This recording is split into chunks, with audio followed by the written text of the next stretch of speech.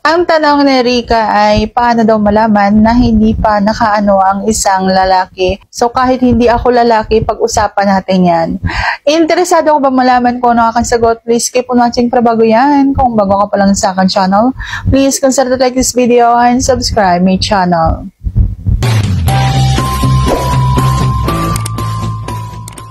Ang pagkakaalam ko po kasi kapag halimbawa ang isang lalaki ay wala pang karanasan, kapag yan natabi sa'yo at may gagawin kayong milagro, siguradong manginginig pa yan. Hindi niya alam kung ano ang gagawin niya. At lalo na kung halimbawang lalapat na yung kanya doon sa iyong bulaklak. Sa una talaga, sobrang mabilis yan. Nandun pa lang sa bukana, andun na agad siya. So yan yung mga alam kong halimbawa na hindi pa nakakaranas ang isang lalaki.